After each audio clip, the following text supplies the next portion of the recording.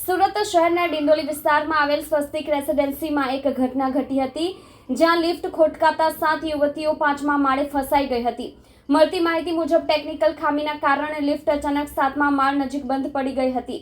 ઘટનાની જાણ થતાં જ ફાયર બ્રિગેડની ટીમ તત્કાળ ઘટના સ્થળે પહોંચી હતી। ટીમે ઝડપથી કામગીરી હાથ ધરી અને ભારે જહેમત બાદ લિફ્ટનો દરવાજો તોડી યુવતીઓને સુરક્ષિત બહાર કાઢી હતી।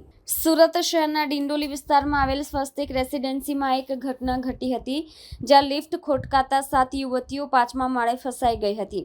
મળતી માહિતી મુજબ ટેકનિકલ ખામીના કારણે લિફ્ટ અચાનક 7મા માળ નજીક બંધ પડી ગઈ હતી। ઘટનાની જાણ થતાં જ ફાયર બ્રિગેડની ટીમ તત્કાલ ઘટના સ્થળે પહોંચી હતી। ટીમે ઝડપથી કામગીરી હાથ ધરી અને ભારે જહેમત બાદ લિફ્ટનો દરવાજો તોડી યુવતીઓને સુરક્ષિત બહાર કાઢી હતી। યુવતીઓ રેસ્ક્યુ થયા બાદ તમામે રાહતનો શ્વાસ લીધો હતો।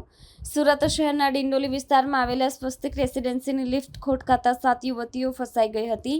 માહિતી મુજબ મકાનના 5મા માળે જઈ રહેલી લિફ્ટ ટેકનિકલ ખામીના કારણે અચાનક 7મા માળ પાસે બંધ પડી ગઈ હતી। ઘટનાની જાણ થતાં તરત જ ફાયર બ્રિગેડની ટીમ ઘટના સ્થળે પહોંચી ગઈ।